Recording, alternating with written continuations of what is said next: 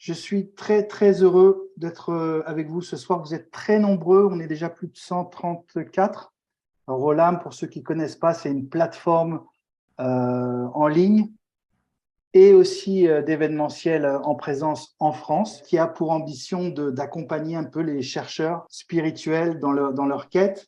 Et quand je pense à Retour à soi, je pense évidemment à Arnaud, qui était le premier à utiliser ce mot avec Yatma Yoga, à la recherche du soi. Comme beaucoup d'entre vous, il a compté sur mon chemin. J'ai toujours eu ce désir un jour d'organiser une soirée et j'ai lancé l'idée il y a quelque temps à Gilles Farcet, que je remercie vraiment du fond du cœur d'avoir tout de suite dit oui et d'avoir lancé l'invitation et d'avoir accepté cette soirée. Merci d'avoir invité Sophie, Eric et Thierry et je te laisse nous les présenter tout de suite. Eric et Sophie Edelman. Eric et Sophie sont bien sûr des élèves de très longue date et très proches d'Arnaud.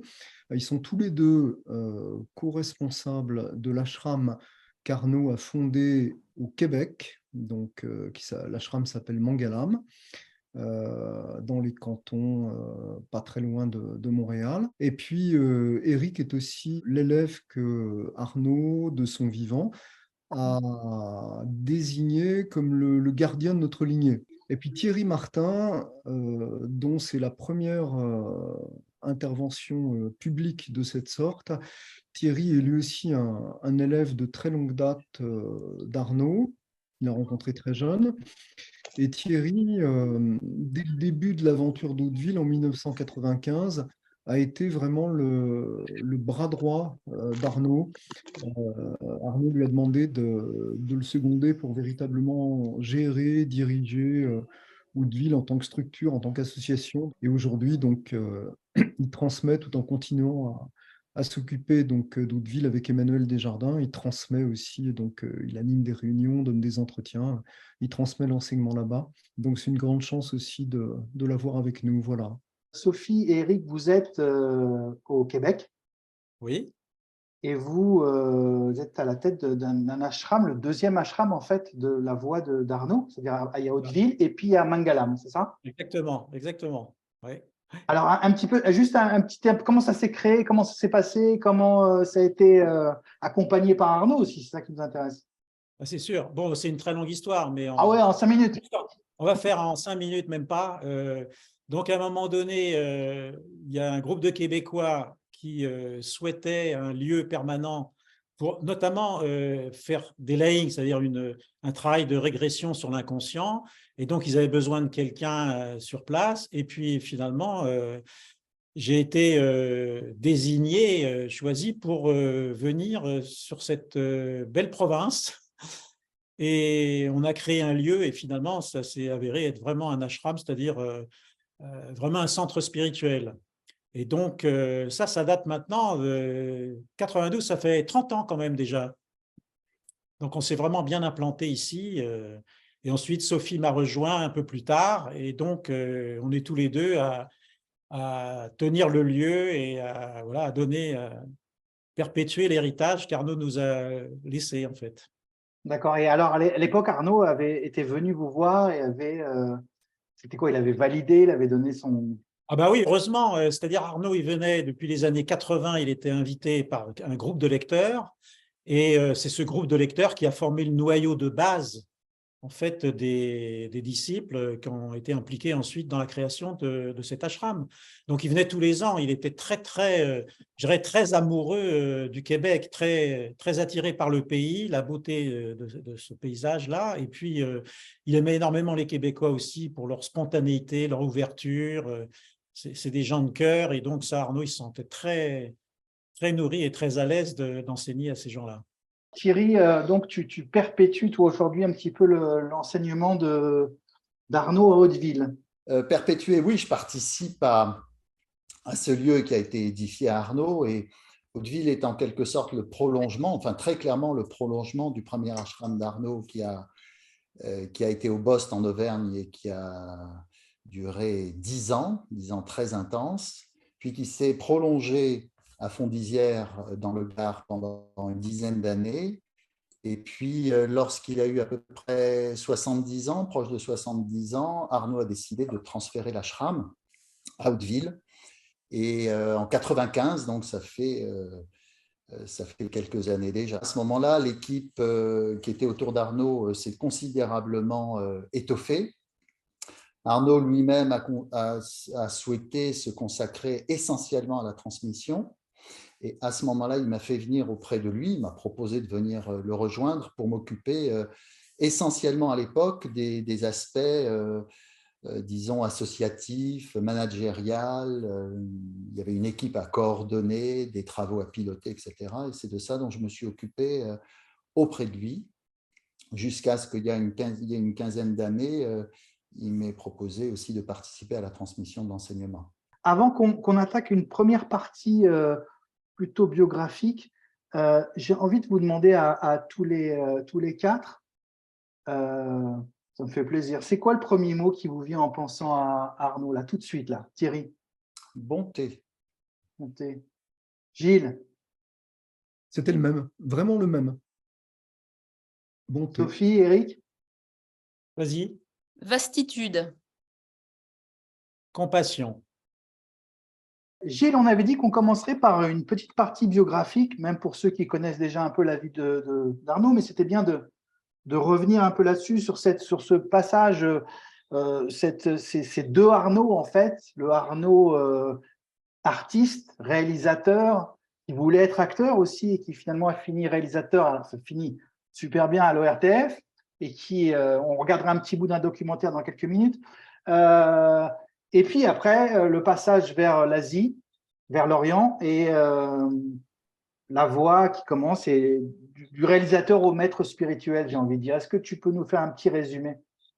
Ben, je vais essayer de le faire rapidement.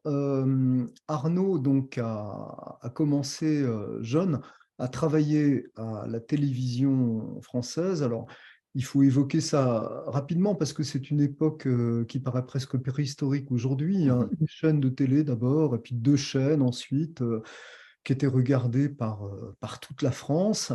Et donc Arnaud a été un des pionniers de la télévision, en fait, au tout début de ces nouveaux médias. Et donc il était assistant réalisateur, puis réalisateur. Et puis vers 1958-59, alors qu'il était déjà depuis longtemps passionné par la spiritualité, notamment par ces maîtres dont il avait entendu parler, ces sages dont il avait entendu parler en Inde, sachant qu'à l'époque, c'était quand même une époque ancienne, hein, les voyages étaient beaucoup moins courants, la spiritualité était beaucoup moins à la mode, beaucoup moins répandue, il y avait en fait très peu de choses sur tout ça, même le yoga faisait en quelque sorte ses débuts, hein, en Occident. Arnaud a décidé en fait d'allier son métier et sa recherche. Donc, il a eu l'idée assez géniale de partir en Inde avec une caméra 16 mm qui lui permettait de filmer des images de qualité professionnelle, mais en même temps de manière complètement autonome. Et donc, dès le départ, son projet, ça a été de partir longtemps et donc de ne pas du tout aller filmer à la va-vite, rencontrer à la va-vite des sages et des maîtres spirituels, mais de vraiment en quelque sorte s'implanter en quelque sorte auprès d'eux, passer du temps avec eux, parfois des mois, et puis au bout d'un moment seulement, quand il avait gagné leur confiance, sortir sa caméra et filmer. Et donc, c'est là où il a commencé son premier documentaire qui s'appelle Ashram, où on a des images extraordinaires et précieuses hein, de Mahananda Mohi, de Swami Ramdas, de Swami Shivananda, de l'ashram de Ramana Maharshi il y a très longtemps. Et puis ensuite, il a continué donc, à réaliser toute une série de films documentaires qui sont chacun des documents exceptionnels hein, sur le bouddhisme tibétain avec le Dalai Lama très jeune à l'époque, dont il est devenu un ami. Autour du bouddhisme zen, autour aussi des soufis d'Afghanistan, où là aussi c'est un document exceptionnel parce que les soufis lui ont donné l'autorisation d'entrer véritablement au cœur des confréries et de filmer des choses qui n'avaient jamais été filmées. Et puis ça a pris une tournure encore plus touchante par la suite parce que les soufis qu'il a filmés ont été peu de temps après tués, massacrés donc, suite à l'invasion de l'Afghanistan.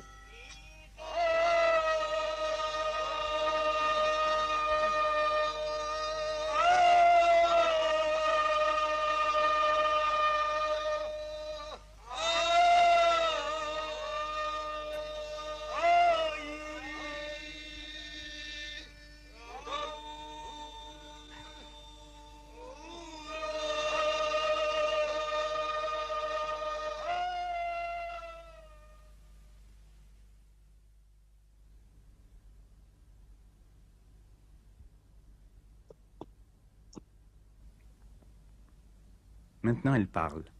Elle parle avec animation et gaieté. Précise, avec quelques signes sans réplique, souriante cependant, elle donne ses instructions aux uns et aux autres. Elle anime toute la vie de l'ashram, elle a l'œil à tout, elle pense à tout. Car, si elle est, et a toujours été, à jamais établie sur un niveau de conscience absolument différent d'une autre, elle n'en joue pas moins parfaitement son rôle dans notre monde, et même sur le plan de la vie tout à fait ordinaire, c'est l'être le plus étonnant qu'il m'ait jamais été donné de rencontrer. C'était sa grande rencontre, Ma, quand même, à cette époque. Hein. Toute Oui, sa oui, vie, jusqu'à la fin. Quoi. Ça a été oui, c'est une rencontre qui l'a bouleversé, qui l'a marqué à jamais. Et pour terminer donc l'évocation de ce parcours, ce qu'il faut dire, c'est que Arnaud a ouvert la voie. En fait, il a vraiment fait découvrir à l'époque donc la spiritualité, notamment hindou, bouddhiste tibétain, bouddhiste zen ou soufi, à des millions, littéralement des millions de téléspectateurs. Il faut se représenter qu'à l'époque, Arnaud passait à la télévision à 20 heures le soir, parfois interviewé longuement pendant une demi-heure par un remarquable intervieweur qui s'appelait André Voisin. Et il témoignait donc de ces rencontres, et ça a vraiment ouvert la voie à quantité de gens. Quelqu'un, par exemple, comme Mathieu Ricard, que tout le monde connaît aujourd'hui, ne manque pas une occasion de dire que c'est à travers les films d'Arnaud qu'il a découvert en fait le bouddhisme tibétain. Donc ça, c'est la première époque, et parallèlement, Arnaud continuait bien sûr sa recherche personnelle, et il a rencontré en 1965 un sage qui s'appelait Swami Prajnampad, qui est maintenant assez connu en France à travers des publications, même si lui n'a jamais écrit de livre. Et donc Arnaud s'est engagé très profondément auprès de Swami Prajnampad, auprès duquel il allait séjourner très régulièrement, parfois longuement. Et finalement, donc, vers le milieu des années 70, en 73, par là, le projet a commencé à naître d'un ashram français. Swami Prajanpad a encouragé, incité Arnaud à lui-même commencer donc à passer à un autre stade de sa vie et de son rôle, et à commencer à transmettre ce qu'il avait reçu. Donc il a réellement planifié le premier ashram du Bost auquel Thierry a fait allusion. Il l'a véritablement planifié avec Swami Prajnampad dans pas mal de détails, du vivant de Swami Prajnampad qui est décédé juste à peu près, son décès a coïncidé avec l'ouverture du Bost à peu près. Donc ça ensuite c'est la deuxième période de la vie d'Arnaud, celle où nous l'avons connu, où il a été lui-même enseignant spirituel dans ces trois ashrams successifs. Donc il y a vraiment la première période où il fait découvrir la spiritualité à des millions de personnes, et puis ensuite la deuxième période où lui-même accompagne des personnes de manière beaucoup plus intime, disons, personnelle, notamment au Bost, et où il joue vraiment pleinement ce rôle d'ami spirituel, pour prendre une expression qu'il aimait beaucoup employer. Il n'utilisait pas le mot de maître. Si, il utilisait le mot de maître, il l'utilisait, mais il aimait beaucoup cette expression d'ami spirituel qui a quelque chose de très doux, de très intime. Il a même écrit un livre qui s'appelle L'ami spirituel, qui est précisément sur la relation maître-élève, maître-disciple. Je vais vous remettre un tout petit extrait que j'aime beaucoup. Alors, vous connaissez sûrement tout ce qu'il y a sur YouTube sur Arnaud, mais celui-là, il n'est pas long et il explique sa première rencontre avec Swami Prajnampad. Donc j'ai pris ma Land Rover, je suis parti, je suis arrivé dans ce minuscule ashram, quelques huttes en terre à toit de chaume au bord d'une petite rivière, ni téléphone, ni électricité, rien, perdu dans les rizières du Bengale, et personne. Juste un serviteur indien qui me voit arriver avec ma Land Rover, me fait signe. C'était le début de l'après-midi, la pleine chaleur. Il m'a fait signe de rentrer dans une de ces petites huttes. Et au bout d'un moment, 1 heure, 2 heures, je ne sais pas, il vient me chercher, en mauvais anglais, Swamiji calling. La hutte de Swamiji était un peu plus grande, il y avait une plateforme devant. Swamiji était assis sur cette plateforme couverte, assis sur le sol, sur un coussin. Je me suis assis en face de lui. Il m'a demandé « Qu'est-ce que vous voulez ?» Ne sachant même pas qui j'étais. Qu'est-ce que j'étais venu faire dans ce coin perdu? La question la plus simple. J'ai répondu de tout mon cœur, Atmadarshan, qui signifie mot à mot la vision de la réalité ultime. Very nice, a-t-il répondu. Et au bout de 3/4 d'heure, il m'avait complètement et merveilleusement, je dirais, déstabilisé et remis les pieds sur terre. Comment savez-vous qu'il existe un Atman? Ben, c'est écrit dans les Upanishads. Comment savez-vous que les Upanishads disent vrai? Quelle preuve en avez-vous?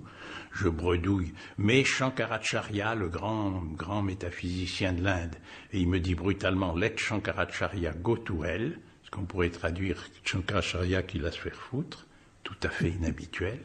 En même temps, il y avait tel calme, telle noblesse et telle bonté qui émanait de lui, que je ne pouvais pas ne pas entendre.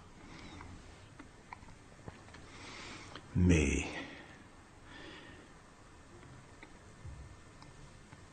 tout était déroutant, inattendu, nouveau et convaincant. Alors, le premier entretien, je pourrais le reconstituer presque mot pour mot.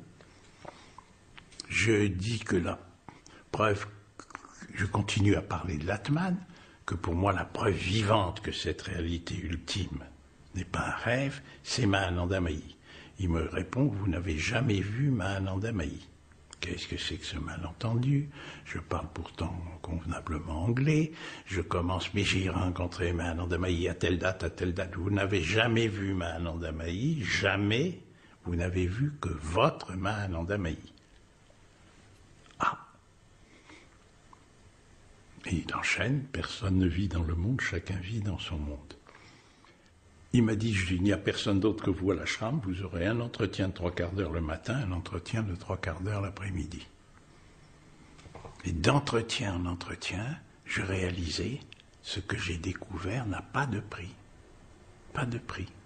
Swamiji m'a montré que ce que je considérais comme l'empêchement au rappel de soi, le facteur d'oubli, d'emportement, d'identification, de distraction, pouvait être mon point d'appui. C'était renverser complètement la situation. Et qu'il n'y avait pas d'autre point d'appui possible. Et que tout le secret tenait en une phrase, pas ce qui devrait être, mais ce qui y est, c'était d'une simplicité totale. Il y avait un extrait d'un passage que j'avais lu, je ne sais plus dans quel livre, où il expliquait que toute la voix se résume à un seul mot, oui. Oui. Ben oui, mais là encore, je veux dire, on pourrait résumer en un mot, en 3 mots, être un avec. Swami Prajnanpal avait le sens des formules, donc il résumait toute la démarche en quelques mots, en quelques phrases. Mais alors ensuite, pour que ça soit non pas simplement intellectuel, mais que ça soit intégré, j'irais presque dans le corps et dans cette physiologie subtile qui nous constitue, là, c'est pas une mince affaire, hein, c'est pas facile, disons. Pour que l'alchimie qu'il nous promet puisse avoir lieu, ça suppose que le oui dont on est en train de parler soit, et là je cite à Arnaud, à condition que ce oui soit complet, sincère, honnête, qu'il implique toutes les parties de nous-mêmes. Et c'est là où ça devient un petit peu plus difficile, simple. C'est ça qui est particulier, c'est simple et difficile. Parce que que vont être les obstacles à ce que ce oui ne soit pas juste un oui de la tête, un oui intellectuel, mais que peu à peu, tous les étages de l'être y participent. Et c'est à partir de là où on se penche sur les obstacles. Quels sont les obstacles? Qu'est-ce qui, pour nous tous qui avons été convaincus par le fait de dire oui, je pense que tous ceux qui nous écoutent aujourd'hui ont compris que c'est même une stupidité, c'est une stupidité du cœur que de continuer à vivre dans le refus. Ça ne nous aide en rien. Mais le fait de l'avoir compris intellectuellement et qu'il y a un gap énorme, il y a un énorme chemin entre l'avoir compris intellectuellement et vivre à partir de là. Et donc là se pose une question très concrète. Où est ma prison? Où est mon aveuglement? Quand Swamiji dit à Arnaud, vous n'avez pas vu Mahanandamayi, vous avez vu votre Mahanandamayi, ça suppose ensuite tout le travail pour qu'Arnaud se défasse de tous les filtres qui l'empêchaient de voir Mahanandamayi pour ce qu'elle était. Et donc, dans ces filtres, il y a tout son idéalisme, par exemple. Swami Prajnanpad va mettre à mal de façon presque féroce l'idéalisme de Swamiji. Et donc, tous les élèves qui sont ici, je pourrais dire Thierry, Gilles, Eric et moi, on a tous vécu à notre tour cette façon où le maître spirituel met à mal les filtres qui nous empêchent de voir le monde tel qu'il est jusqu'à ce que règne le oui.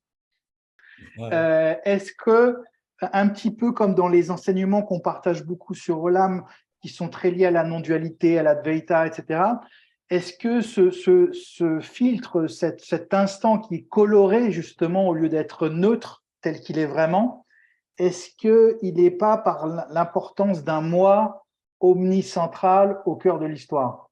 Je pose la question à vous quatre, hein, celui qui va intervenir.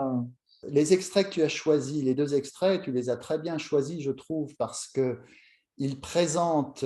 Arnaud a vraiment été un passeur de la grande spiritualité. Vraiment la grande spiritualité, la plus profonde. Et à l'époque où il a pu la présenter, il était en recherche, il était en quête. Et c'est le fait qu'il ait été en quête et en recherche qu'il a fait qu'il a pu rencontrer ces sages et surtout se mettre au service de ce qui émanait d'eux et de ce qui passait au travers d'eux. Et donc, dans l'extrait que tu as montré, c'est manifeste, mais on sent la grandeur et la beauté de Mahanandamayi, c'est tout à fait extraordinaire. Mais on sent aussi, même si Arnaud se mettait complètement au service de cette sainte, on sent aussi l'intensité de la recherche d'Arnaud et déjà sa maturité et sa clarté. Alors qu'il était en quête, on pourrait dire, il était en chemin, mais il était dans cette phase du chemin qu'on pourrait appeler la quête, et qui se déploie et se déroule jusqu'à ce que l'élève rencontre son maître. Et dans le deuxième extrait, c'est très intéressant, Arnaud décrit en fait la rencontre avec son maître. Donc on pourrait dire, à ce moment-là, la quête elle-même, la quête du maître en fait et de l'enseignement qui nous correspond s'achève et commence véritablement le travail intérieur. Et à ce moment-là, pour Arnaud, avec son maître, sur cette voie-là, et là, à partir du moment où il rencontre son maître et la voix, il accède à un langage, à une méthode qui va lui permettre de travailler sur lui à un niveau complet, sérieusement, sur des années, en assimilant peu à peu un enseignement et surtout une méthode d'accès à soi-même pour changer. Et notamment dans l'extrait, ce qui est très intéressant, c'est que ce qu'Arnaud a transmis et relayé et qui est assez facile à comprendre en fait intellectuellement, recouvre une bonne partie de la voie. Passer de son monde, mais il est fait de quoi mon monde? Il est fait de moi en effet. Enfin, le décréter et le décrire dans ces termes, ça ne suffit pas, et comprendre de quoi il s'agit en termes intellectuels ne suffit pas assez de mon monde au monde lui-même. Et ça, c'est très intéressant, je trouve que c'est très pertinent. Voilà, en guise d'introduction à la réponse, peut-être, ce que je peux dire. Tous les deux, vous abordez, je trouve, un point qui est essentiel dans les enseignements que l'on partage aujourd'hui, sans parler forcément de celui d'Arnaud, c'est cette différence entre la compréhension intellectuelle et le déploiement, j'ai envie de dire, presque chimique, corporel, dans tout son être, et qui fait que concrètement, dans le quotidien, il y a une transformation. Et l'autre particularité, c'était que quand même, ce qui caractérise un peu la voix d'Arnaud et de Prajnanpad, c'était ce mélange un peu à la fois psychanalyse et on va dire plus non-dualité, Advaita, etc. Il y avait ces deux pôles qui vont ensemble. Vous me coupez si je dis des bêtises, mais c'est ce qui m'a toujours impressionné, c'est ce background de Prajnapath qui avait étudié la psychanalyse dans sa jeunesse, etc., et qui avait fait un mélange comme ça avec les Laings notamment, etc. C'est-à-dire qu'il y avait un moment donné où on disait, tant qu'il y a des valises, des traumatismes qui sont trop sérieux, on ne peut pas commencer à parler d'autre chose. Il y a plusieurs choses à dire par rapport à ça, mais pour revenir sur ce que tu as dit entre la compréhension intellectuelle et le premier point. Ce qui a été souligné, je voudrais juste citer une parole que Arnaud m'a dite un jour, il l'a sans doute dit à d'autres aussi, mais peu importe. Il m'a dit en entretien, la voix, c'est un ensemble de formules, quelques formules, il m'a dit, ce sont quelques formules que vous connaissez, peut-être que vous les connaissez depuis très longtemps, et un jour, vous êtes foudroyé par ces formules. Et pour moi, c'est une phrase à laquelle dont je me souviens souvent, parce qu'en fait, c'est exactement ça. Tu vois, je pense parfois, on parle d'ésotérisme, et je me dis souvent que les livres d'Arnaud, qui sont des livres extrêmement pédagogiques, très clairs, en fait, tout est dedans. Et ces livres, je les ai lus comme mes amis ici présents, je les ai lus pour la première fois il y a plus de 40 ans. Je n'étais pas complètement idiot, j'ai compris les concepts que Arnaud expliquait. Et pourtant, aujourd'hui, plus de 40 ans après, quand je relis ne serait-ce que quelques phrases, un paragraphe, je découvre sans cesse des couches d'un certain point de vue complètement insoupçonnées auxquelles je n'avais pas accès. Parce que, entre-temps, il y a eu une maturation, un travail qui s'est fait. Et donc, c'est comme si ces livres, si simples, si clairs d'un certain point de vue, étaient des livres ésotériques, non pas parce qu'il y a un secret de la grande pyramide qui est caché quelque part et auquel il faudrait accéder. En fait, tout est là. C'est quelque chose que M. Gurdjieff disait aussi, tout est là, mais simplement, comme dit très bien les psaumes, ils ont des yeux mais ne voient pas. Ils ont des oreilles mais ils n'entendent pas. Et finalement, tout le travail qui se fait au fur et à mesure de la relation avec l'ami spirituel, c'est petit à petit d'ouvrir les yeux qui sont là et qui pourtant ne voient pas. Petit à petit d'ouvrir ses oreilles, d'ouvrir son cœur, parce que finalement c'est une affaire de cœur. Et pour aborder le point que tu as mentionné ensuite, en fait, je ne dirais pas, moi, que Swami Prajanpad a fait un mélange, même si je comprends très bien qu'on puisse utiliser cette expression. En fait, simplement, Swami Prajanpad ne pouvait pas découper l'être humain en tranches. Donc, il n'y avait pas l'être humain spirituel et puis l'être humain avec sa psychologie, ses traumatismes, etc. Il avait compris et capté, même si lui-même était un très grand maître de la non-dualité, la plus radicale, la plus ultime, hein, il avait compris qu'il ne pouvait pas, entre guillemets, se contenter de dire aux personnes qui venaient à lui, vous êtes le soi, vous êtes la réalité. Il n'y a personne, prenez-en conscience, le moi n'a pas d'existence fixe, etc. Il le disait aussi, mais plus que le dire, je crois que Swamiji le montrait. Il arrivait peu à peu, très concrètement, d'entretien en entretien, année après année, à faire en sorte que ses élèves commencent à le voir par eux-mêmes, ce qui est autre chose que de le comprendre. Et ça passe par tout un travail dans lequel finalement la distinction entre niveau psychologique, niveau spirituel, cette distinction est importante parce qu'il y a bien un niveau psychologique qui n'a rien à voir d'un certain point de vue avec le niveau spirituel ultime. Et en même temps, l'être humain est un tout. Donc c'est vraiment cette notion fondamentale que pour que l'être humain puisse s'ouvrir, s'éveiller à lui-même, à sa profondeur, et être dans le monde plutôt que dans son monde, émerger de la prison de son monde, il est nécessaire qu'il travaille en fait simultanément. C'est pas d'abord je fais un travail d'ordre thérapeutique ou sur l'inconscient, et ensuite, peut-être, alors à ce moment-là, j'accède à la dimension spirituelle. C'est d'emblée la dimension spirituelle, ça c'était quelque chose qui était le point de départ pour Arnaud. En fait, on partait de la dimension spirituelle, on pourrait dire on partait de la non-dualité, mais à partir de la non-dualité, on s'intéressait intensément à la dualité qu'on vivait. Arnaud aussi a dit un jour, puis après je me tais pour l'instant, il a dit un jour, notre voie est directe parce qu'elle s'intéresse directement aux obstacles. Et ça, c'est une parole. Un pied de nez un peu aux voies directes qu'on connaît. Oui, mais c'est une parole qui va très loin. Hein. Voilà. À partir de la non-dualité, on s'intéresse intensément à la dualité et à comment nous-mêmes nous fabriquons, entre guillemets, de la dualité à chaque instant. Enfin, voilà. En pensant faire de la non-dualité. Sophie, Eric, Thierry, n'hésitez pas à rebondir là, sur ces deux points, là, cette histoire de compréhension intellectuelle à la différence d'une intégration plus totale, plus véritable. Gilles nous parle d'un déclic, d'un seul mot qui peut transformer. Et puis cette approche à la fois qui en fait, c'est ce que nous dit Gilles, c'est tous les aspects de l'être dans son intégralité psychologique ou spirituelle. Oui, tout à fait. Alors, c'est sûr que l'être, il est complet avec tous les niveaux simultanément.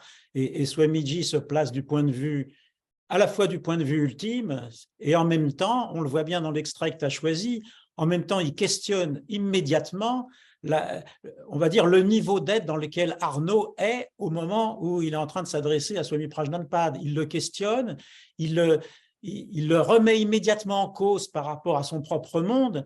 Et ça, c'est justement le cœur de la relation entre un maître et un élève, parce que cette remise en question ne peut pas être opérée juste par soi-même. C'est-à-dire, ça va demander une relation qui va s'approfondir, une relation de confiance, une relation d'ouverture, où il va y avoir une prise de risque de la part de l'élève, d'oser être vulnérable, d'oser s'exposer, parce que ça va demander des remises en question qui sont parfois extrêmement difficiles à passer. Ça demande un cadre, un contexte d'une relation très précise et échelonnée sur des années. Et ça, on le sent tout de suite dans le premier entretien qu'Arnaud nous relate avec Swami Prajnanpad. Beaucoup de gens peuvent venir à des enseignants spirituels et même à des maîtres réalisés avec l'espoir que tels qu'ils sont, c'est-à-dire sans prise en charge, sans réel changement de tout l'organisme qu'ils sont, c'est-à-dire l'organisme psychique, physique, émotionnel, par une sorte d'osmose avec le niveau supérieur que représente un maître vivant ou la relation avec un enseignant spirituel, de s'imaginer qu'ils peuvent accéder sans se transformer au summum de l'expérience spirituelle. Or, c'est un peu comme si tu veux, il y a des ondes radio qui traversent, ce n'est pas une image de moi, c'est une image qu'Arnaud utilisait souvent. S'il y a des ondes radio qui traversent en ce moment cette pièce, je ne suis pas moi-même un poste radio capable de les capter. Donc, on pourrait dire qu'on est tous des postes radio plus ou moins abîmés, plus ou moins brisés, et qu'un chemin spirituel consiste à remettre de l'ordre, à refaire fonctionner un système qui soit en mesure de capter ce haut niveau de fréquence qui sinon, simplement, oui, d'accord, et baigne cette pièce, mais telle que je suis, non transformée, je ne peux pas avoir accès à ce niveau-là. Mais qu'est-ce que je me souviens de mes propres tentatives quand je méditais à 23 ans. J'ai commencé à méditer très jeune parce que la méditation, c'est ce à quoi j'avais accès à l'époque, avant d'avoir travaillé sur l'inconscient, avant d'avoir accompli des désirs, avant d'avoir fait tout ce travail qui m'a accompagnée pendant 30 ans, ce à quoi j'avais accès, très différent de ce à quoi je peux avoir accès dans une certaine tranquillité en posture, puisqu'il y a eu une rééducation de mon système. Et je vous pose la question à tous les quatre, parce que je sais que c'était un peu… Est-ce que c'est possible, cette transformation, sans guide, sans maître, sans miroir? Je prends la parole pour 10 secondes. Oui, c'est possible, mais à condition d'être un génie de la spiritualité. Il y a des Mozart, ça existe, mais ils sont rares. il faut être accompagné par un guide. Et l'autre spécificité, si je me rappelle bien, c'est que Arnaud était pour l'idée de suivre une seule voie à fond plutôt que plusieurs voies un petit peu, quoi. Il y a une phrase que j'aime bien de Mark Twain qui dit « Il faut mettre tous ses œufs dans le même panier et surveiller le panier ». Il y a beaucoup de choses dans l'échange là qui sont très intéressantes, je trouve. Une des choses, un des éléments que le chemin va nous amener à reconsidérer, c'est la manière dont nous croyons nous connaître. Alors, c'est vrai que depuis l'enfance, depuis l'adolescence, si on est un adolescent assez sensible, on peut se souvenir, mais voilà qui je suis, voilà ce que je ressens, voilà comment je fonctionne. Mais en fait, par la rencontre d'une voix et d'un être libre, on peut, mais ça va être peut-être un peu douloureux, se rendre compte à quel point, finalement, nous nous connaissons mal, à quel point nous disposons si peu de nous-mêmes. La voix, elle va nous amener à vraiment regarder en face que même si nous voulons atteindre la réalité ultime, et atteindre la réalité ultime, c'est, on pourrait dire, dépasser le moi ou l'illusion du moi, nous allons découvrir que le moi, en fait, on n'y connaît rien, ou si peu. Et donc, une partie du travail va consister à faire connaissance avec soi-même, parfois un peu douloureusement, mais aussi avec beaucoup de découvertes, à faire connaissance avec soi-même véritablement. Donc, ça va consister à vraiment dépasser l'illusion que nous savons de quoi il s'agit quand on parle de nous, en fait. On se connaît très peu. Et donc là, dans toute méthode, il va y avoir finalement ce qu'on appelle un chemin qui est propre à chacun, unique pour chacun, qui va consister à se découvrir soi-même, véritablement, faire connaissance avec soi-même. Décréter que le moi est une illusion, si vous voulez, ne garantit pas que ce moi, nous le connaissions. Or, le principe sur notre voie, ça va consister à, oui, faire véritablement connaissance avec nous-mêmes. Et ça, c'est très beau. C'est la grandeur à la fois d'une voie et d'un destin, le destin de chacun, en fait. C'est ça qui est très important à souligner. C'est très beau que tu soulignes j'ai envie de dire, cette part d'humanité à découvrir dans son intégralité. Je te coupe là, mais ce que tu as souligné, ça me paraît très, très important sur la dispersion. Dans la mesure où on vit une époque où tout est sur la place du marché, on peut faire son shopping très facilement. Il y a énormément de choses qui sont présentées, de très haute qualité, et puis parfois c'est vraiment de la fiction, de la spiritualité fiction, hein. Donc ça demande déjà beaucoup de discernement pour savoir à quoi se relier et qu'est-ce qui va être vraiment transformateur. Et il y a un danger de cette multiplicité je dirais, des méthodes qui sont proposées. Et parfois, j'en connais des gens qui essayent de mixer des choses, et à ce moment-là, c'est vraiment contre-productif. C'est vraiment un danger sur lequel Arnaud a beaucoup insisté, même à la fin de sa vie. Et la dernière lettre qu'il a écrite de sa main, c'était justement pour mettre en garde contre le mélange des influences sans vraiment un grand discernement. Oui, c'est clair qu'aujourd'hui, à l'ère de YouTube, Internet, ça aurait été intéressant de voir un peu le positionnement d'Arnaud. Je suis sûr qu'il nous aurait mis en garde mais avec beaucoup de bienveillance. Ce qui est paradoxal, c'est que Arnaud était vraiment le chantre, le représentant de l'ouverture, hein.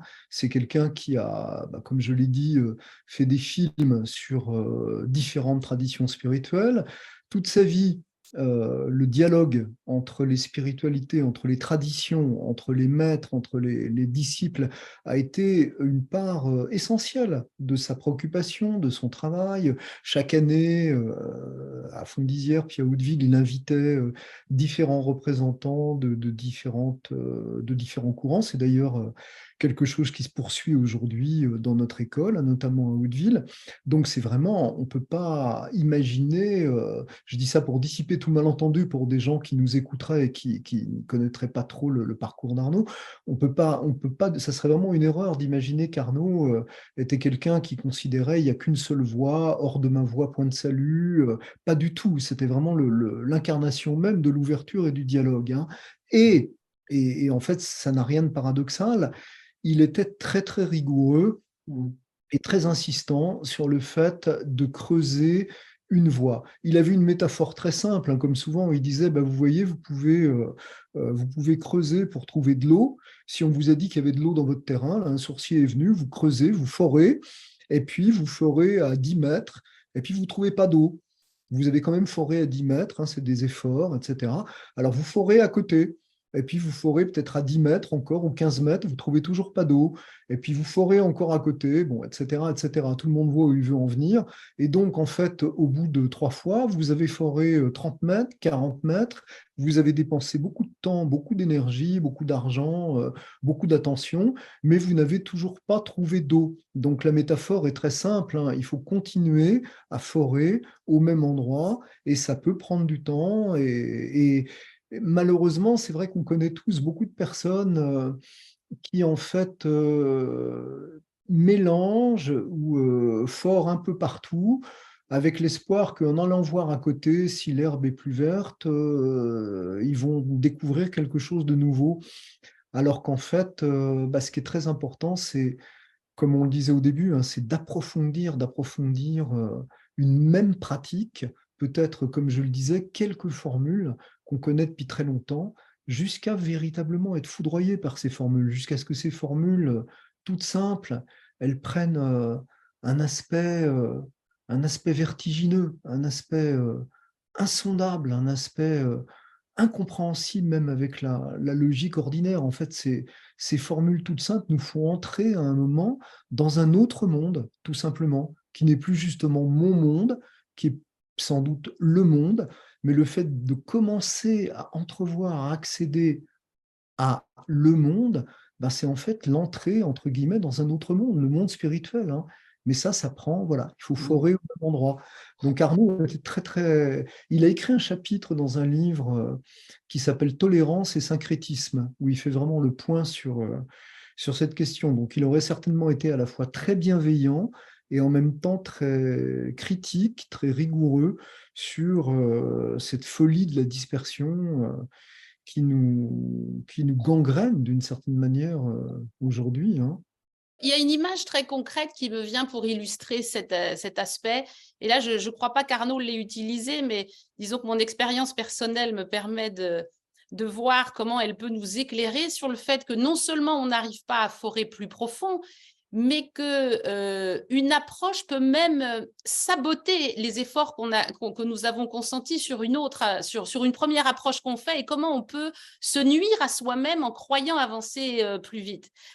C'est l'image des diètes. Vous savez, dans le domaine des diètes, il y a tout un monde, hein. Il y a des gens, il y a maintenant la diète keto, des gens qui ne vont manger que des protéines, que ce que mangeaient nos ancêtres préhistoriques. Alors là, il faut manger le bacon, et on me dit bien qu'il faut manger le bacon avec le gras. Et j'ai vu des gens perdre un poids absolument incroyable en quelques mois en ne mangeant quasiment que du bacon. Et surtout, il ne faut pas trop de légumes, il faut des graines, etc. Il y a d'autres approches où on va simplement peser les aliments, compter les calories. D'autres approches où il s'agit simplement de dissocier. Enfin bon, vous avez tous entendu parler de toutes ces diètes. Elles sont probablement toutes efficaces dans leur cohérence interne. Mais si vous commencez à les mixer, c'est-à-dire à compter vos calories en même temps que le bacon ou l'inverse, vous allez nuire à l'intégrité d'une méthode qui a été éprouvée à l'intérieur d'un contexte bien précis.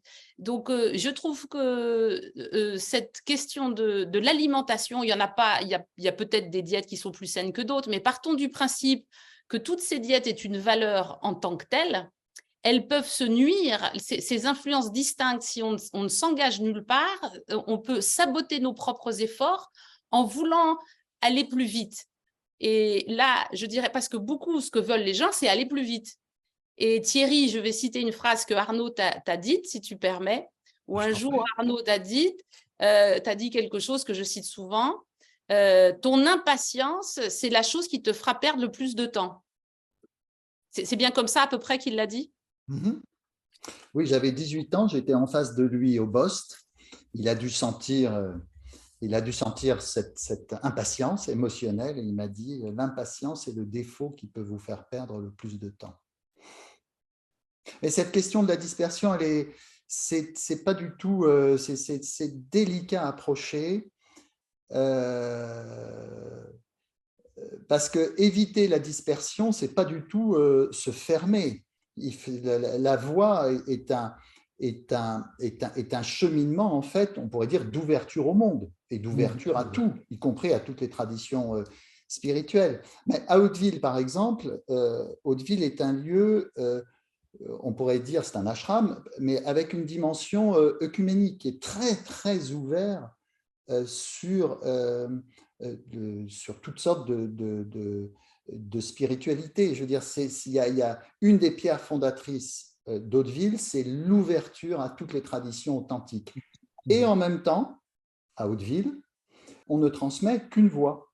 Oui. La voix transmise de maître à disciple, c'est la voix de Swami Prajnapada. Arnaud, qui a été ébloui par les Tibétains, ébloui par l'islam tolérant, qui est éblouissant, qui a reçu en tant que chercheur des instructions, des indications, ne se serait jamais permis de transmettre, sauf dans des termes très généraux, de transmettre des indications, des pratiques, des enseignements d'autres traditions que celles qu'il nous proposait d'approfondir en fait. Et donc cette question de la dispersion, beaucoup plus qu'une question de méfiance, c'est pas du tout ça. Il faut se méfier de se paumer dans des trucs pas convaincants. C'est vraiment une question de bon sens. Quand on commence à se rendre compte que changer et tenter d'appliquer un enseignement qui pourtant nous convainc et nous touche notre cœur, c'est pas si facile que ça. C'est une question de bon sens que de considérer qu'il faut s'accrocher, persévérer, approfondir en fait. C'est aussi simple que ça. Les amis, le temps avance et j'aimerais qu'on puisse prendre, n'hésitez pas si vous avez des questions. Gilles, on en parlait quand on préparait l'émission. Arnaud ne promettait pas d'éveil à personne. C'était un sujet qui était un petit peu discret en fait. Il n'y avait pas cette idée d'une fin à atteindre, un objectif d'éveil spirituel à atteindre. Il y avait vraiment une sorte… Je me trompe? Je vois Sophie qui non, c'est pas, non, c'est pas peut-être… Il y a un petit malentendu. En fait, c'est pas ça. C'est Arnaud parlait, enfin témoignait souvent, en fait, de la possibilité pour un être humain de découvrir au plus profond de lui-même un tout autre niveau, donc ce qu'on peut appeler un éveil, une réalisation. Bon, éveil, c'est un mot malheureusement tellement galvaudé qui ne veut plus dire grand-chose. On peut confondre des expériences même très fortes, mais passagères, avec une intégration. Mais ça, Arnaud en témoignait, même très souvent. Il en a témoigné dans ses livres, il en a témoigné en personne, et puis sa présence elle-même était aussi un témoignage très souvent de cette autre dimension. Après, ce qui est vrai, c'est que Arnaud, dans sa pédagogie, on va dire, n'insistait pas sans arrêt sur l'éveil, mais ça rejoint un peu ce qu'on a dit jusqu'à présent, c'est-à-dire qu'en fait, l'idée, c'était pas de viser une expérience d'éveil qu'il aurait fallu atteindre ou vivre à tout prix, de manière subite ou fulgurante. L'idée, c'était véritablement une maturation qui passait par tous les degrés, par toutes les couches de la personne, comme on l'a évoqué précédemment. Et à partir de là, c'est un peu cette idée aussi très traditionnelle que finalement, le silence est là. Il ne s'agit pas de créer du silence, ou il ne s'agit pas de découvrir le silence, ou il ne s'agit pas de faire advenir le silence. Il s'agit de cesser d'alimenter toutes sortes de bruits qui, tant qu'ils sont là, ne nous permettent pas d'être en présence du silence. Donc Arnaud insistait, voilà, à la fois il témoignait de cette réalité ultime, ô combien, mais il insistait beaucoup sur la dimension du travail. Voilà, il ne se serinait pas l'éveil, l'éveil, l'éveil, l'éveil, Oui, il y éveillé. avait Voilà. cette dimension de travail, de sérieux, de rigueur qui pouvait prendre une vie entière. Je pourrais reprendre là-dessus. On a intitulé notre livre, Éric et moi, Hitler de Viséo, puisque c'est une phrase d'Arnaud. Son élève Roger allait se rendre au Québec et Arnaud ne savait pas, mais Arnaud lui-même devrait quitter ce monde au mois d'août d'après. Il ne reverrait pas ses élèves québécois. Et donc, il a dit à Roger avant d'aller au Québec, et c'était destiné aux Québécois, Hitler de Viséo. Et ça, c'est vraiment la marque d'Arnaud, de sa vision. En fait, il n'y a pas un livre où il ne vous dira pas cet éveil, c'est pour vous. Et pourquoi ce n'est pas pour vous? Et pour vous, dans cette vie-ci, la libération, entendez ces enseignements. Chacune des chapitres que j'écris, c'est pour vous dans cette vie-ci. Donc, une insistance à Viséo, mais en même temps que cette insistance à Viséo, c'est-à-dire de vraiment entendre complètement l'espérance spirituelle pour soi-même dans cette vie-ci, en même temps, le réalisme, c'est si je veux l'éveil, ben parfait, mais je ne vais pas clamer éveil, éveil, viens à moi. Si je clame ma recherche d'éveil, la question qui vient, c'est en quoi consiste mon sommeil? Et si vous demandez aux gens qui cherchent l'éveil en quoi consiste leur sommeil, quelle va être la réponse? Et si je cherche la libération, en quoi consiste ma prison? Si je cherche la réalisation, c'est-à-dire vivre dans le réel, en quoi consiste mon illusion? Et là, ça devient tout de suite très concret. Mais au contraire, Arnaud souhaitait vraiment qu'on aille puiser cette source de motivation parce qu'il faut beaucoup de travail, de rigueur et de méthode, mais bien évidemment qu'il s'agissait de Viséo et de pas faire preuve d'une fausse humilité spirituelle. Ah non, moi, je cherche juste à aller un peu mieux. Ou je cherche juste à avoir des éclats d'éveil de temps en temps, mais je vais pas chercher à ce que ça dure.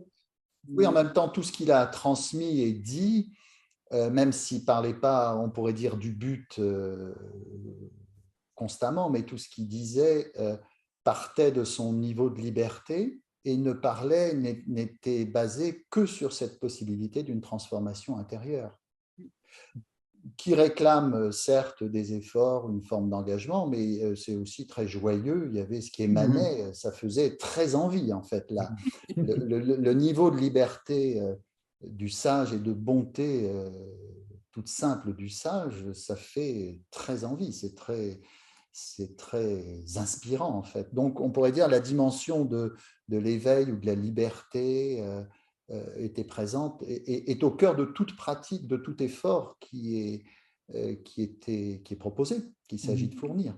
Et oui, vas-y Eric. Comme on a eu l'occasion et l'immense chance de pouvoir passer beaucoup de temps à côté de lui, de le recevoir et de le voir vivre parmi nous et dans de multiples circonstances. Et c'est là qu'on voit ce que c'est qu'un être qui a atteint cette liberté-là. Ce n'est pas une vaine parole parce que c'est dans une multiplicité de situations, de circonstances. Et là, il fait la preuve dans le quotidien. Et pour moi, c'est ça qui a le plus grand prix, c'est que c'est tellement incarné dans les circonstances les plus ordinaires et parfois même les plus intenses.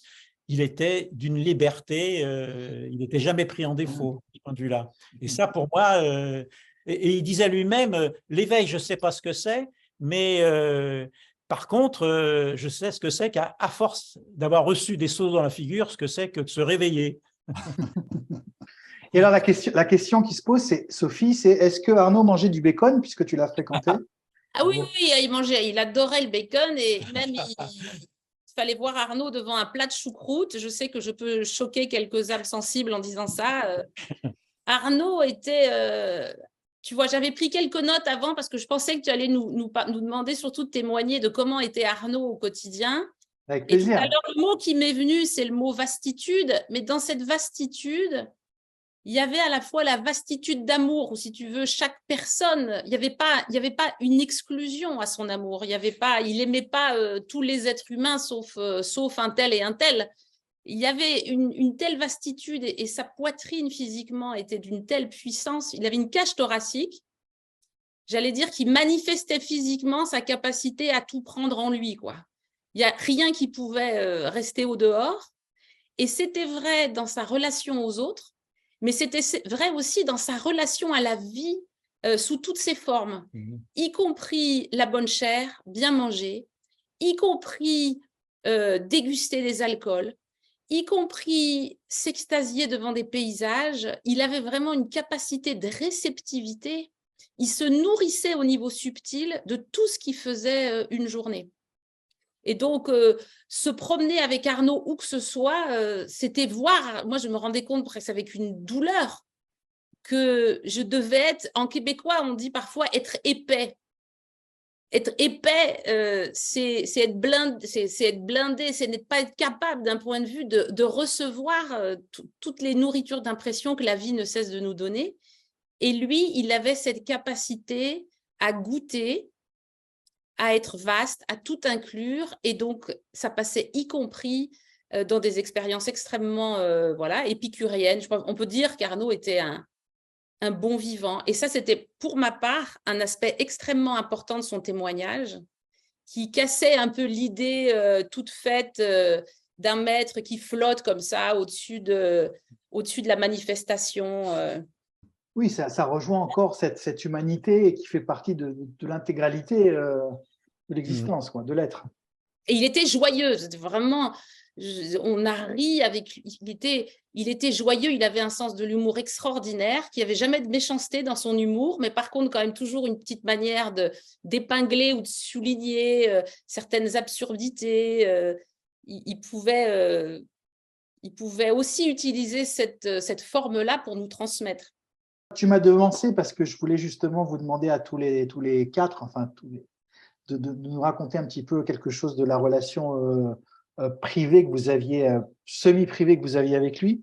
Et juste pour revenir sur cette idée de libération, je me rappelle avoir lu et entendu beaucoup de passages d'Arnaud où il expliquait que cette libération, c'est le mot qu'on va utiliser ce soir, du sage, en fait, et dans le cas d'Arnaud, c'est quelque chose en moins et pas quelque chose en plus. Si je peux dire quelque chose là-dessus, ça nous permet d'évoquer un instant cette relation maître-élève, enseignant-élève dont on a parlé, où finalement, il y a plein d'aspects dans cette relation, mais une grande part de cette relation, c'est en fait une sorte de déconstruction, un démantèlement qui se fait progressivement, heureusement, sinon on ne pourrait pas le supporter.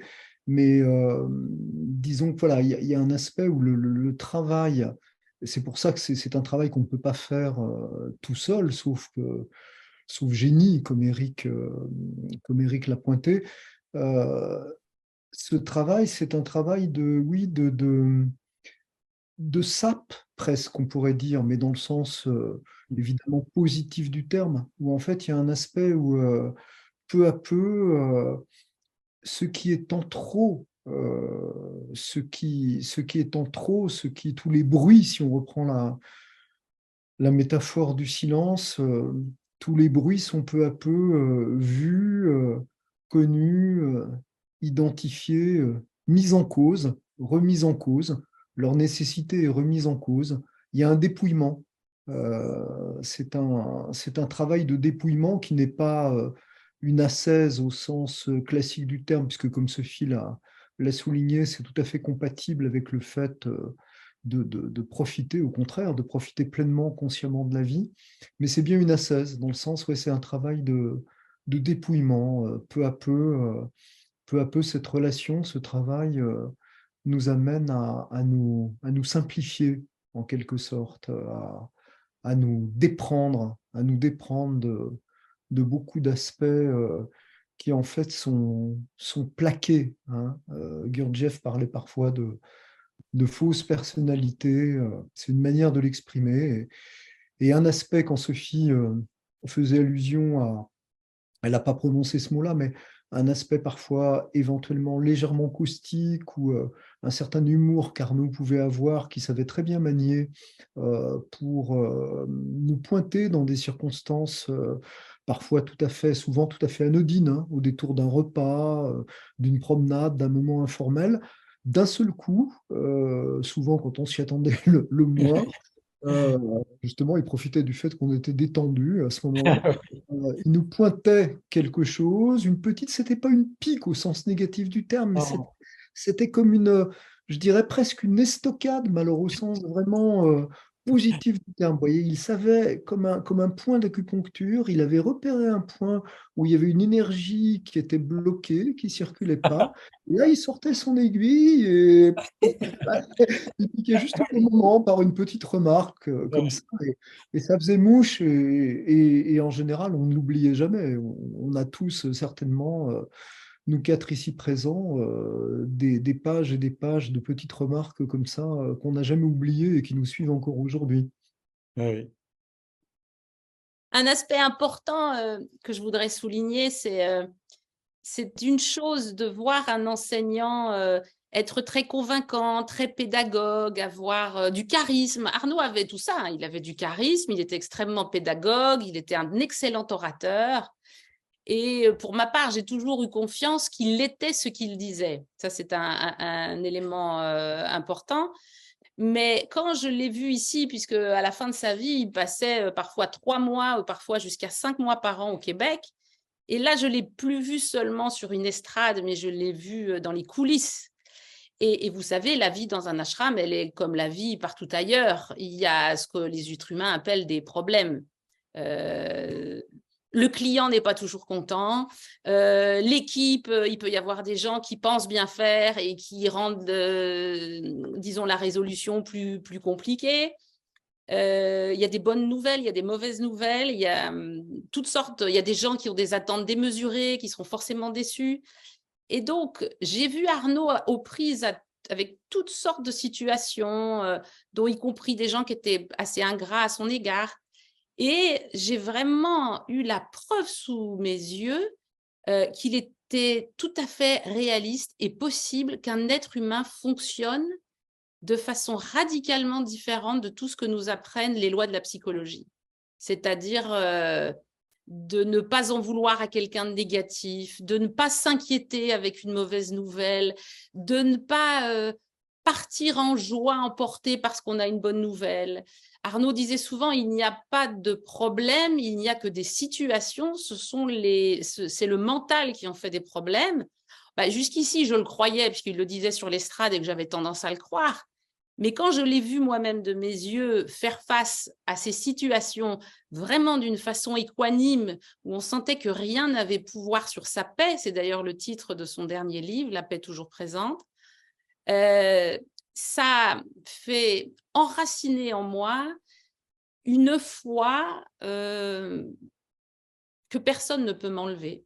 J'ai vu, de mes yeux vus, dans beaucoup trop de situations, cette possibilité d'une transformation radicale d'un être humain que je ne peux plus en douter.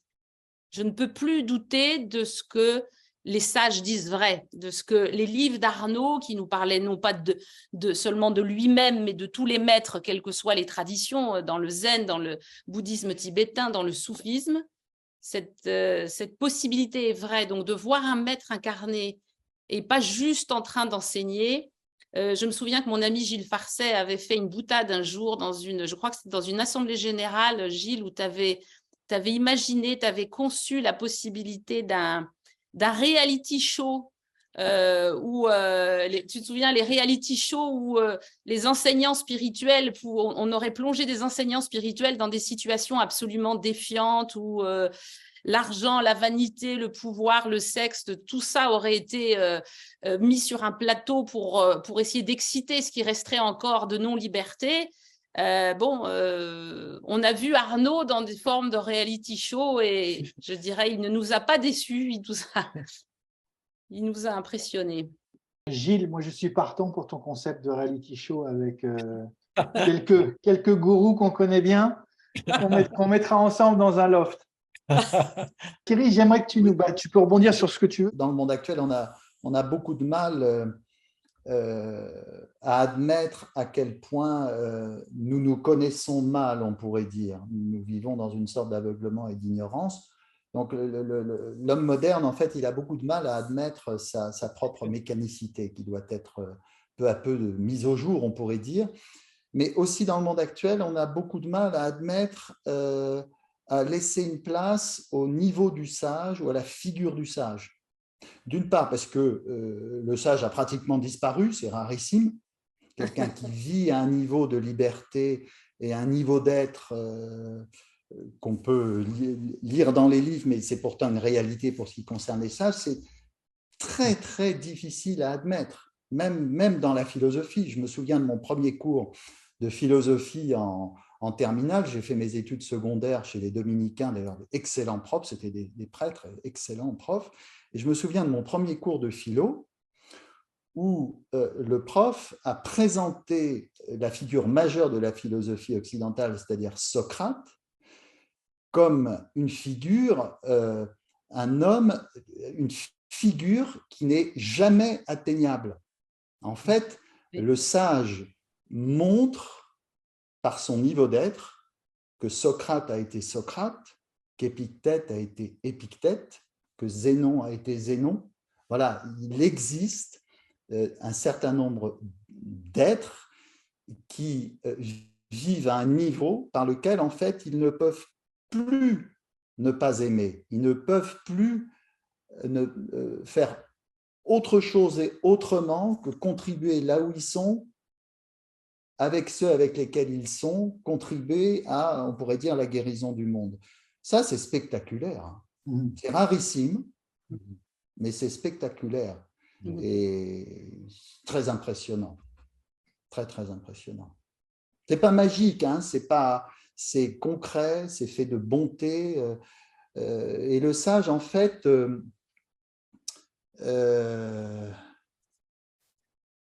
il est capable de nous, on pourrait dire,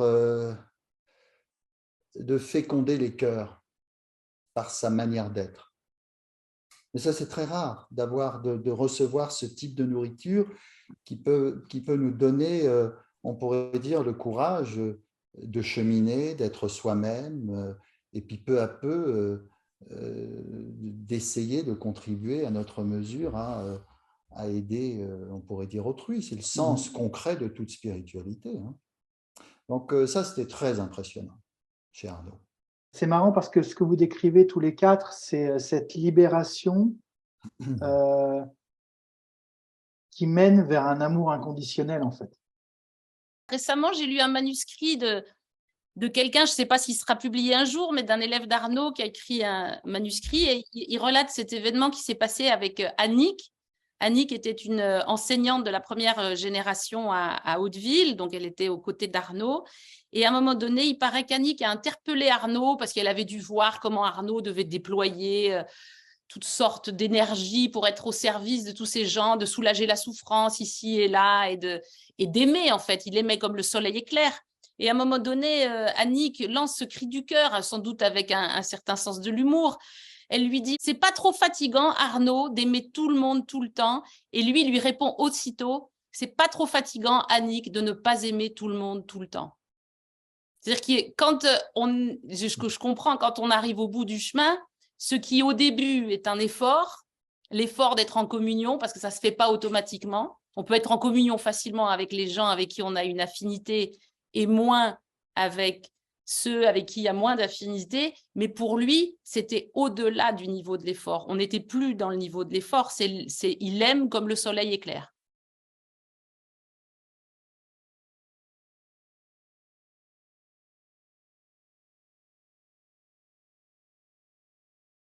Ta question me fait penser à une anecdote que j'aime beaucoup, qui implique un élève très proche d'Arnaud qui nous a quittés il y a quelques années, qui s'appelait André Rochette. D'ailleurs, je suis content de prononcer son nom ici et de lui rendre hommage. Certains d'entre vous, les Québécois, l'ont connu parce qu'il est venu au Québec, il aimait beaucoup le Québec aussi. Et André racontait cette histoire que j'ai toujours trouvée riche d'enseignements. Il racontait qu'un jour, dans son lieu, il avait un lieu où il faisait travailler les gens, qui était un lieu magnifique, et où il y avait une atmosphère très, très profonde, très mystique. Et un jour, dans ce climat très spécial de travail, avec des personnes qui étaient très ouvertes par le travail qui se faisait, Arnaud lapsus, André dit à la personne qui était en travail avec lui, avec une certaine force de conviction, André a l'inspiration de lui dire, tu sais, tu souffres beaucoup, mais si tu veux, je peux, voilà, on peut enlever toute ta souffrance maintenant, là, tout de suite. Par contre, il faut que tu sois d'accord, que tu sois vraiment d'accord. Mais si tu veux, c'est possible. Et André raconte que la personne reste très longtemps perplexe, en silence. Et puis au bout d'un moment, la personne a cette réponse extraordinaire. Elle lui dit, d'accord André, mais pas tout. C'est incroyable hein, comme réponse. Ouais. Donc il y a un attachement, pour chacun d'entre nous à notre souffrance. Après, c'est une vaste question, mais ce qu'il s'agit de sacrifier, entre autres, c'est en fait ce qui en nous produit de la souffrance.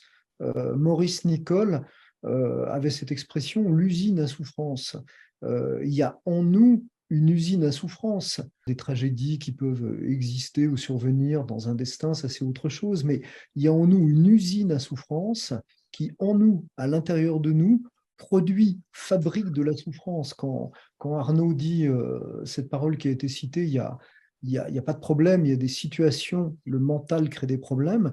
C'est une manière de dire, il n'est pas nécessaire, il n'est pas obligatoire, il n'est pas indispensable et même utile de souffrir des situations même malencontreuses ou difficiles qui se présentent à nous. Mais il y a en nous une usine à souffrance qui fabrique toujours de la souffrance à partir de la matière que l'existence inévitablement lui fournit.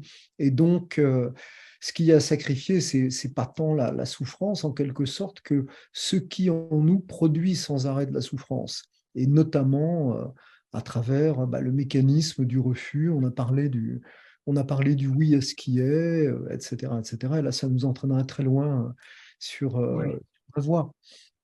Voilà ce que la question m'inspire en quelques mots. Hein. Juste faire une remarque, j'ai lu quelque part, mais j'ai oublié où, qui dit cette parole qui dit la douleur est inévitable, mais la souffrance est optionnelle. Et la possibilité de travailler sur l'aspect optionnel de la souffrance, parce que c'est entretenu par le moi, il y a un attachement au fait de souffrir en dépit de la soif de s'en libérer, et on est pris dans cette contradiction-là. Et donc, sacrifier la souffrance, c'est sacrifier cet attachement qu'a l'ego à souffrir parce qu'il a l'impression d'exister à travers cela. Donc, d'un certain point de vue, c'est un sacrifice. Il y a un prix à payer, oui. Si on voulait se départir de la souffrance réellement, on serait libre beaucoup plus rapidement qu'on ne l'est en réalité. Bien souvent, la plupart d'entre nous ont atteint un espèce de, on pourrait dire, de statu quo existentiel où on a à peu près sécurisé le périmètre. Mais on souffre.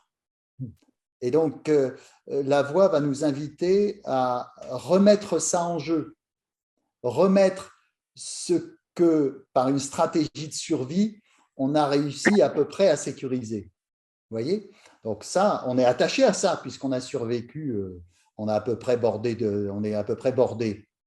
La voie va nous inviter à reconsidérer les choses et donc à mettre en cause notre attachement à ce périmètre du moi sécurisé, on pourrait dire.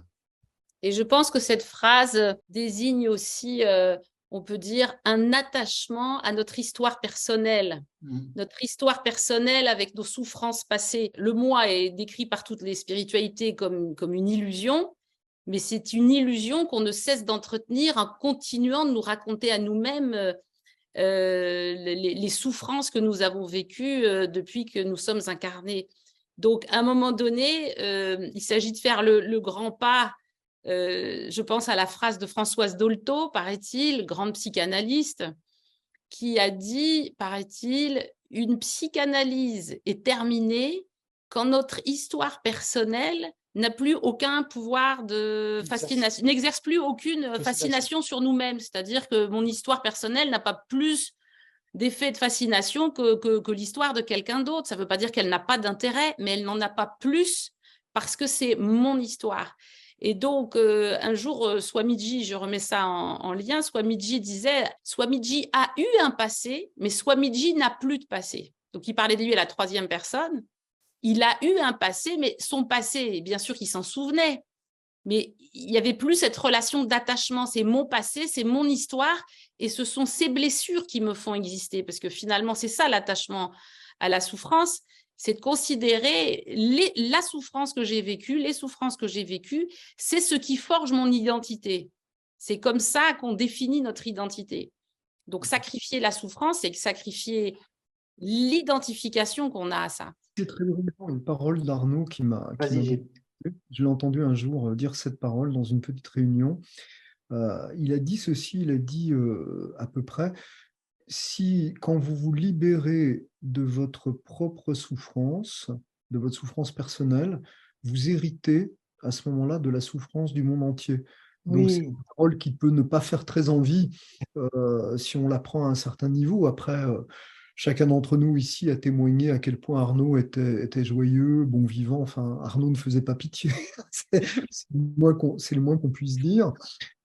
Mais c'est une parole qui m'a beaucoup frappé, hein, comme que je voudrais citer juste pour ajouter cette petite touche, finalement, pour être véritablement sensible à la souffrance omniprésente, hein, partout, de tout ce qui nous entoure, les êtres humains, les animaux, la planète, bon, passons, pour être véritablement sensible, et non seulement sensible, mais pour pouvoir commencer à contribuer de manière un petit peu efficace, même à son échelle, à la guérison, bah, paradoxalement, en quelque sorte, il est nécessaire de se déprendre de plus en plus de sa propre souffrance et de la fascination, comme nous le disions chacun, de notre histoire, des traumatismes que nous avons eus, de notre personnage de victime. Et cette parole d'Arnaud m'a toujours beaucoup touché. Et parfois, quand Arnaud entrait en silence, on pouvait parfois voir sur son visage des expressions de profonde joie, certains pourraient même dire de béatitude, et à d'autres moments, on pouvait aussi voir sur son visage, dans ces moments-là, d'un instant à l'autre, comme une expression de très grande souffrance, mais pas personnelle, comme une expression d'immense compassion et sensibilité à toute cette souffrance du monde, la souffrance qui nous entoure. Et je ne peux pas ne pas très souvent me souvenir de cette parole en étant à ma petite mesure, comme mes amis ici. On est tous en situation de transmission, donc on est tous confrontés au quotidien aux souffrances, aux difficultés des uns et des autres. Et comment ne pas se souvenir de cette parole et de cette promesse, hein, et comment ne pas sentir cet aiguillon de plus en plus nous déprendre de notre propre souffrance, de notre souffrance personnelle, pour pouvoir participer un peu plus fluidement à cette guérison qui est tellement, tellement nécessaire, hein. j'aimerais qu'on termine chacun d'entre vous, Sophie, Eric et Gilles et Thierry, avec une mini-anecdote, un mini-souvenir marquant d'Arnaud. Très simple, pour revenir sur ce dont on a parlé, j'étais au restaurant avec Véronique, l'épouse d'Arnaud, Sophie et moi, et Arnaud commande une bouteille de vin blanc, et donc elle arrive sur la table, et il prend la bouteille et il se propose de me servir, il me demande « Eric, vous en voulez ?» Et là, moi, à ce moment-là, j'étais plutôt dans une sorte de sobriété spiritualo-ascétique. Et je lui dis non, non, merci Arnaud. Alors, il se retourne vers Sophie et il dit Sophie, vous voulez un verre? Alors, il dit oui. Et du coup, Arnaud, il balance ah, enfin une disciple. Alors moi, il me vient une anecdote qui m'a beaucoup frappée, puisque, en tout cas, à cette époque-là, et je considérais qu'un des aspects où j'étais pas très libre, c'était ce qu'on pouvait dire de moi, vous voyez, ce qu'on peut dire de moi en bien, en mal. Et puis plus on est un personnage en avant de la scène, plus les gens pensent à votre sujet, parlent à votre sujet. Et évidemment, pour moi, Arnaud, c'est la figure du sage dont Thierry a tout à l'heure rappelé à quel point elle est devenue rare. Et il venait juste d'arriver au Québec, ça faisait 3 mois que je ne l'avais pas vu. et je lui ai tendu comme une sorte de piège à son arrivée, comme si, vous voyez, je lui avais fait un croc en jambe pour le désarçonner, pour voir si j'allais le déstabiliser et tester sa sagesse. Il y avait eu une petite publication au Québec, en fait, dans un truc qui était à peine lu, c'était un petit journal de rien, mais où quand même une figure assez importante de la spiritualité québécoise de l'époque, qui était supposément amie avec Arnaud, avait dit vraiment des choses pas très sympas à l'égard d'Arnaud, hein, que Arnaud, alors c'était mal le connaître, disait qu'il était un chantre du New Age, et puis alors évidemment, il utilisait le mot gourou, ce qui dans la bouche de cet enseignant était la pire insulte, alors qu'évidemment, gourou, je le rappelle, pour l'Inde, c'est le mot sacré par excellence. Et donc, dans son article, il égratignait à plusieurs endroits la figure d'Arnaud en disant des choses d'ailleurs tout à fait fausses. Et moi, ben, j'en étais blessée puisque je travaillais j'étais complètement identifiée à la structure qui est Mangalam, qui est l'ashram d'Arnaud au Québec. Et donc, j'étais moi-même blessée. J'allais voir comment Arnaud allait réagir sur le vif. Et donc, je l'attends à peine, il franchit l'entrée. Je suis juste à quelques mètres de la scène où ça s'est passé, juste ici. Et je lui dis, Arnaud, à peine il arrive, il est dans le décalage horaire. Voyez ce qu'un tel a écrit de vous dans une publication. Alors, est-ce que je dis qui c'est? Et donc, cet homme s'appelait Placide Gabory. Ils ont eu après une très bonne relation. Ça s'est très bien terminé après, mais juste, je nomme pour citer cette anecdote. Et quand Arnaud a entendu ça, c'était comme de dire une trahison d'un ami, quelqu'un qui médit sur vous dans votre dos. Et Arnaud n'a fait... Je guettais ses rictus, il n'y a eu aucun rictus de déception, d'être quoi que ce soit. Et aussitôt, il me dit avec un ton empreint d'une bonté infinie, mais qu'est-ce qui lui arrive à ce pauvre Placide? Qu'est-ce qui lui est arrivé à ce pauvre Placide? Il s'est dit, il a dû arriver quelque chose à mon ami pour qu'il puisse dire une chose comme ça. Et pour moi, ça a été une énorme leçon, une illustration de la possibilité là aussi d'être totalement libre. Le sage est libre du blâme comme de la louange. Et là, j'ai vu à quel point il était libre du blâme, même si le blâme d'ailleurs était sur la place publique. Voilà l'anecdote qui pour moi était vraiment pleine d'enseignements. Thierry ou Gilles? Je me souviens quand j'ai pris mes fonctions auprès de lui, il y a donc en 94-95, j'étais dans une situation professionnelle où la proposition, j'étais en train de me former à faire des stages en entreprise et Arnaud m'a proposé de venir auprès de lui à Hauteville. Lorsqu'il m'a proposé ça, j'ai senti une certaine division intérieure où je me suis dit, je suis un peu écartelé, est-ce que c'est Hauteville? Et dans mon monde, je vivais finalement le malaise et la division. Et donc, j'ai été voir Arnaud pour lui dire, est-ce que vous pouvez m'aider à y voir clair là-dedans? Et dans mon monde et ma psychologie, pour moi, il s'agissait de faire un choix et de m'unifier dans le choix que je pouvais faire. C'était soit Hauteville, soit les stages que je commençais à développer. Et Arnaud, à ce moment-là, a vu ma division et m'a fait la réponse suivante. Il m'a dit, oui, effectivement, c'est très important que vous fassiez un choix. C'est soit d'abord Hauteville et ensuite les stages, soit d'abord les stages et ensuite Hauteville. Et c'est une anecdote très intéressante parce qu'elle touche le thème du désir qu'on abordait précédemment. Dans mon monde avec ma psychologie, j'étais prêt en fait à sacrifier l'un des deux termes, croyant que j'allais faire un choix unifié en fait. Et Arnaud a bien vu le piège qui aurait déterminé probablement la suite de ma collaboration auprès de lui.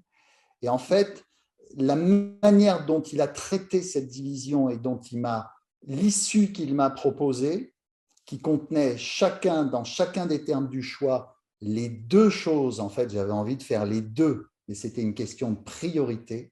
Et j'ai senti qu'il me laissait complètement libre, évidemment, de choisir telle ou telle option, à partir du moment où il m'a présenté les choses dans des termes traitables par ma propre profondeur, la réponse qui a surgi en moi et qui ne s'est jamais démentie en fait, et quelle sagesse, ça a été d'abord Hauteville et ensuite les stages. Et j'ai fait les deux.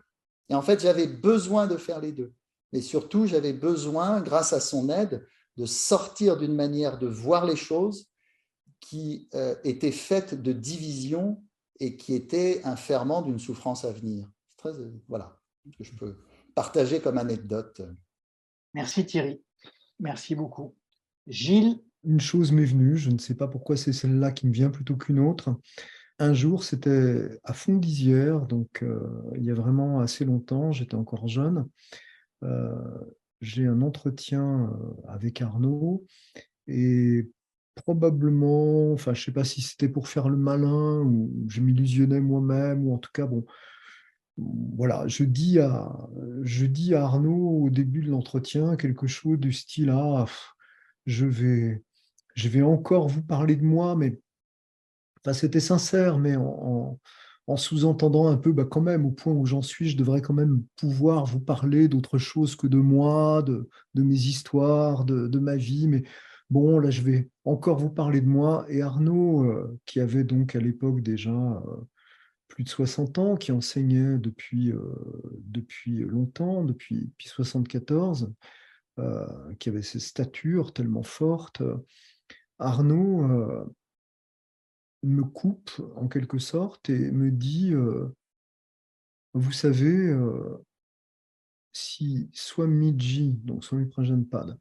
était encore vivant aujourd'hui, j'irais dans son ashram une fois par an, j'y passerais un mois, j'aurais des entretiens avec lui tous les jours et je ne lui parlerai que de moi. Je ne lui parlerai pas de vous, je ne lui parlerai pas de Fonds-d'Isière, je ne lui parlerai pas de... Voilà, je lui parlerai que de moi. C'est une parole qui m'a scotché sur place et qui dit beaucoup de choses, hein, aussi. On a parlé du maître, ça dit beaucoup de choses sur la conception aussi qu'avait Arnaud de ce que c'est qu'un maître, c'est-à-dire avant tout un disciple, et sur ce que c'est aussi qu'un disciple. Hein. Swami Prajanpad avait cette parole qui a été mal interprétée parfois, où Swami Prajanpad disait Swamiji n'a pas de disciple. Alors parfois, c'est arrivé qu'on coupe cette parole, en fait, parce que Swamiji n'a pas de disciple, c'est que la première moitié de la parole, en fait, la parole complète, c'est Swamiji n'a pas de disciple, Swamiji n'a que des candidats, et si on traduit discipleship, des candidats à l'état de disciple, des candidats à la condition de disciple, en fait, hein, si on traduit littéralement. Donc, Swamiji présente finalement dans cette parole la condition ou l'état de disciple comme en fait un très très grand accomplissement. Vous voyez, on est sur le chemin en tant que candidat pour arriver en quelque sorte à cet état de disciple. Et parfois cette phrase a été coupée, Swamiji n'a pas de disciple, donc ça ne sert à rien d'être disciple, Swamiji lui-même, bon, etc. Ce qui est vraiment tronqué. Et Arnaud répétait souvent que ce qui fait la qualification fondamentale d'un certain point de vue d'un maître, c'est d'être lui-même un disciple et de rester disciple, de ne pas se prendre, surtout pas se prendre pour un maître, même s'identifier à un personnage, ça serait horrible de maître, même s'il exerce cette fonction. Et ce jour-là, avec cette simple parole, alors que moi, je venais en disant ah, « je vais encore vous parler de moi », Arnaud m'a vraiment cueilli, là, il m'a scotché comme beaucoup de fois. Voilà, c'est ça que je voulais partager avec vous aujourd'hui. Mais est-ce que ça vous dit qu'on finisse avec 3 minutes d'audio d'Arnaud? Bien sûr. Ah oui. Voilà. Je sentais que vous n'alliez pas dire non. Aller avec le mouvement général de l'existence et accomplir l'action intelligente, juste, appropriée que nous sommes en mesure d'accomplir. Aller avec le mouvement général de l'existence ou être emporté par le mouvement général de l'existence. Emporté. Fût-ce en résistant, fût-ce en se débattant. J'ai entendu plusieurs fois cette image utilisée. Au début du chemin, on ne comprend pas comment on fonctionne. On est un mystère pour soi-même. On est juste une machine à réagir. Donc on prend des coups, on souffre, on est malheureux, on est de nouveau excité, exalté, plein d'espoir. D'une certaine manière, on est comme quelqu'un qui est tombé à l'eau et qui ne sait pas nager. Il boit la tasse, il s'envoie de l'eau dans les poumons, il tousse, il revient à la surface, et puis pour finir, il réussit dans l'affolement à atteindre un rocher ou à se retrouver là où il a pied. Au cours de la démarche, la progression sur la voie, on apprend à nager. Et ensuite, on ne nage plus, on fait la planche. Et on s'aperçoit que l'océan nous porte. Eh bien, je vais dire une parole qui peut être révoltante pour beaucoup, mais qui était incompréhensible pour moi dans ma jeunesse. Il est possible de ne plus porter le poids de son existence. Il faut que je fasse ceci, il faut que j'évite cela. De se laisser porter par l'existence, de faire la planche. Sauf que celui qui fait la planche, en effet, est complètement immobile à la surface de l'eau, alors que celui qui fait la planche, en étant un avec les événements, les péripéties, apparemment, il est très actif. S'il y a quelque chose à faire, il le fait. S'il peut donner quelque chose, il le donne. S'il peut empêcher quelque chose de fâcheux, il l'empêche. Mais sur un fond d'absolue détente. Aucune peur, aucune appréhension, aucune tension. Et une image qui a été beaucoup utilisée, c'est comme le comédien en scène. Il dit la réplique que le rôle exige. Il ne rumine pas le premier acte quand il joue le deuxième acte, et il ne se désespère pas au deuxième acte à l'idée que, comme Oreste dans Andromaque de Racine, il va devenir fou, ou presque, à la fin du cinquième acte. Le comédien est ici, maintenant, il accomplit le jeu de scène prévu, il dit la réplique prévue, et même si le rôle est très actif, épuisant, comme Cyrano de Bergerac pendant 5 actes, il est complètement porté. Et on peut choisir des exemples de pièces modernes, mais l'image, elle est très ancienne. Non seulement nous ne nous noyons plus, non seulement nous ne nous fatiguons plus à nager, mais nous nous laissons porter. Alors c'est une attitude qui a été beaucoup évoquée en termes religieux. Je remets toute mon existence entre les mains de Dieu, je deviens l'instrument de la volonté de Dieu. Beaucoup d'êtres religieux qui ne connaissaient pas certaines doctrines un peu mystérieuses qui sont, mettons, à la base du bouddhisme tantrique, avec un cœur simple mais une grande foi, ont trouvé cette sécurité et cette absence de peur dans ce monde, pas seulement dans l'au-delà après la mort. Merci à tous. Merci. Je crois qu'il n'y a rien à rajouter. Merci Sophie, Eric, merci Gilles, Thierry. C'était un beau moment, j'ai trouvé. Merci pour ce que vous avez apporté, pour ce soleil magnifique.